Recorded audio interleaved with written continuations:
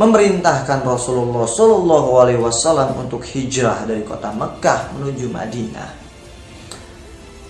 Setelah sebagian sahabat pergi duluan menuju kota Madinah, pada malam hari orang kafir Quraisy berkumpul di satu tempat yang dinamakan Darun Nadwah. Mereka bermusyawarah di sana untuk mengambil satu keputusan yang harus dilakukan untuk menetralisir gencarnya dakwah Nabi Shallallahu Alaihi Wasallam. Wahai para penduduk kota Mekah, orang-orang kafir Quraisy setelah bermusyawarah, mereka pergi keluar dan mengumandangkan berbagai macam acuan, ya. Orang-orang kafir Quraisy memperingatkan kepada seluruh penduduk kota Mekah untuk segera berkumpul di depan tempat yang dinamakan tadi Darun Nadwah. Wahai seluruh penduduk kota Mekah yang memerangi Muhammad, berkumpullah di sini, katanya. Ada apa nih? Ada apa? Disuruh ngumpul. Mereka berkumpul tepat di tempat tersebut. Kemudian salah seorang tetua kafir Quraisy yang kita kenal sebagai Abu Jahal, yang kita kenal sebagai orang yang sangat membenci Nabi kita, dia berkata, wahai penduduk kota Mekah, siapa yang bisa membawa Muhammad ke hadapan kami, entah itu dalam keadaan mati ataupun hidup, akan kuberikan imbalan 100 ekor unta kepada siapapun yang berhasil membawanya. Life or death, Rasulullah harus ditemukan. Masya Allah. Setelah itu kemudian para kaum kafir Quraisy berkumpul, mengumpulkan preman-preman di sana. Ada yang berbadan kekar, ada yang berbadan biasa-biasa saja, ada yang kerdil, tapi Masya Allah sombong. Mereka semua membawa alat perang, pedang siap dihunus, panah, tombak, apapun senjatanya yang bisa membuat nyawa Rasulullah lenyap. Selain para preman yang mencari kesana kemari, para tetua kafir Quraisy pergi menuju rumah Rasulullah Sallallahu Alaihi Wasallam beserta para preman yang lain. Dibagi dua kelompok, yang satu mencari, yang satu ke rumahnya Nabi kita tercinta. Baiklah, siaplah. Orang-orang kafir Quraisy bersiap. Siap kalian semuanya, senjatanya sudah berkumpul semuanya? Sudah lengkap semuanya? Sudah Pak. Sudah Pak. Siap. Mereka semua semangat untuk membunuh Rasul kita. Mereka pergi di tengah malam menuju rumah Rasulullah, mengendap-endap. Tenet tenet tenet tenet tenet tenet tenet tenet tenet. Seperti itu mereka mengendap-endap menuju rumahnya Rasulullah. Aku yakin, katanya, Abu Jahal adalah seorang pemimpin dari penyerangan tersebut, berkata, aku yakin pasti Muhammad ada di dalam rumah. Mereka pun siap. Yang satu memegang pedang, sing. Yang satu memegang panah, siap. Yang satu lagi memegang tombak. Seperti itu. Kemudian mereka mendobrak pintu. Des. Alangkah terkejutnya. Siapakah yang mereka temukan? Ketika mereka temukan ada seseorang yang sedang berbaring di atas ranjang. Mereka siap untuk menerkam dirinya. Ternyata ketika dibuka, "Hah? Kenapa engkau ada di sini, wahai Ali?" Ternyata yang berada di atas ranjang adalah Sayyidina Ali bin Abu Thalib. Kemudian Ali bin Abu Thalib pun didesak untuk menyebutkan kemana Rasulullah pergi. Padahal Pada saat itu Rasulullah berada di pintu belakang.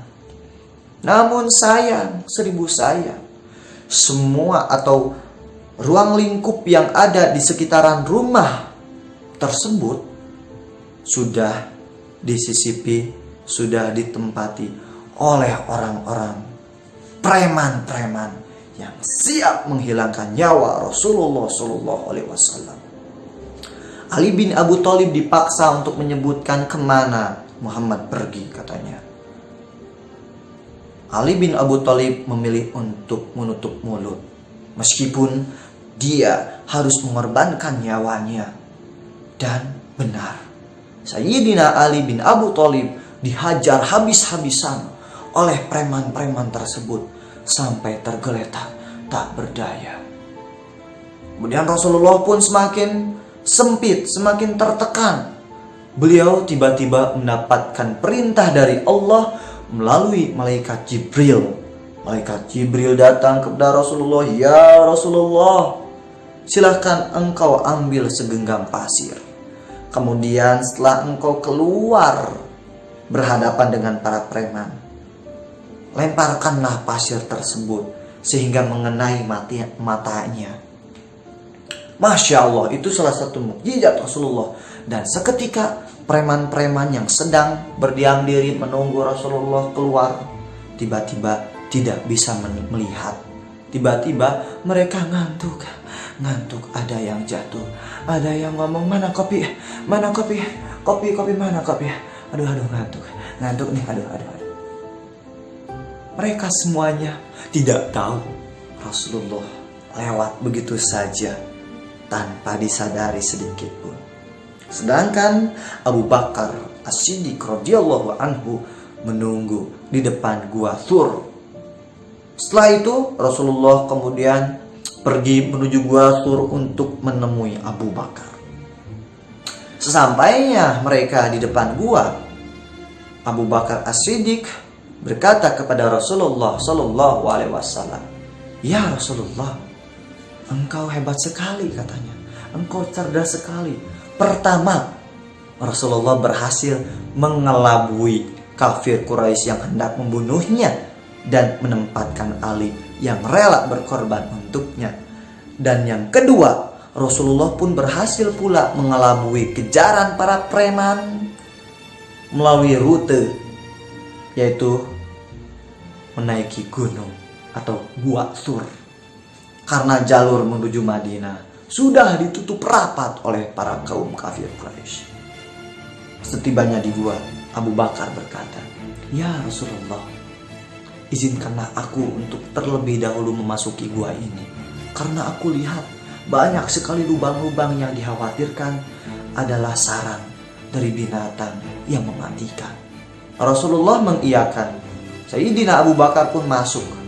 Kemudian alangkah terkejutnya Abu Bakar melihat dinding-dinding gua dipenuhi dengan lubang-lubang, yang mana membuat Abu Bakar merobek-robek bajunya. Kemudian disumpallah setiap lubang tersebut. Namun sayang, ada satu lubang yang tidak tertutupi oleh kainnya Sayyidina Abu Bakar. Mungkin karena kehabisan kain, sehingga menyisakan sebuah kaos dalam. Masya Allah. Setelah itu Abu Bakar dan Rasulullah berencana untuk beristirahat sejenak sambil menunggu sahabat lain yang bernama Amir bin Fuhairah dan penunjuk jalan Abdullah bin Urayqit. Beberapa menit setelah Rasulullah hendak beristirahat, datanglah segerombolan kafir Quraisy yang berhasil sampai di depan mulut gua. Namun sekali lagi Allah berkata di dalam surat Muhammad ayat 9. Allah berkata, "Barang siapa yang menolong agamaku," katanya, "maka aku akan tolong mereka dan aku akan teguhkan mereka." Seketika keajaiban pun datang kembali.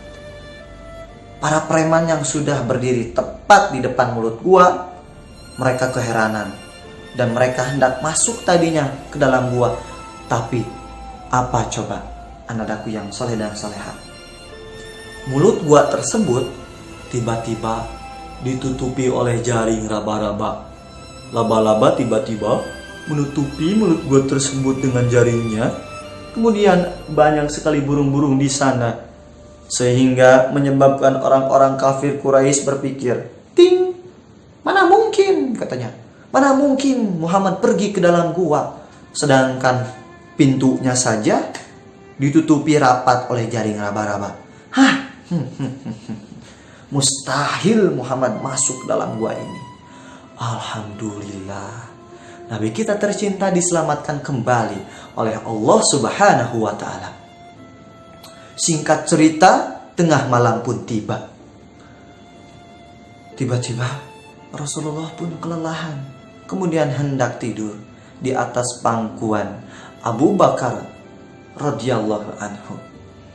Namun karena kekhawatiran Abu Bakar, karena rasa cinta Abu Bakar kepada Rasulullah begitu tinggi, beliau hendak memposisikan dirinya agar kakinya sampai untuk menutupi lubang tersebut. Kakinya ditaruh di atas. Kaki kirinya, paha kirinya Abu Bakar digunakan untuk sebagai penahan atau pangkuan Rasulullah. Namun sayang, beberapa menit setelah Rasulullah tertidur lelap, kakinya Abu Bakar dipatuk ular. Siapa coba yang pernah merasakan dipatuk ular? Dipatuk ayam juga udah pada nangis sih. Apalagi dipatuk ular. Ularnya berbisa, beracun, bisa menyebabkan kematian. Aduh, sakit. Ketika dilihat, kakinya Abu Bakar bengkak, sehingga Abu Bakar pun tak kuasa menahan air matanya, jatuh tepat ke pipinya Rasulullah yang sangat istimewa, yang sangat suci. Sehingga Rasulullah pun terperanjat bangun, kaget. Wahai Abu Bakar, kenapa engkau menangis? Apa yang kau alami selama aku tidur? Aku tidak apa-apa ya Rasulullah. Sayyidina Abu Bakar berusaha untuk menyembunyikan apa yang ia alami. Namun Sayyidina Muhammad SAW tetap mengetahui apa yang telah terjadi. Sehingga kakinya Abu Bakar diusap oleh tangannya Rasulullah yang sangat suci. Bismillahirrahmanirrahim. Seketika lukanya pun hilang. Masya Allah. Tahu nggak teman-teman? Ada yang mengatakan di dalam sebuah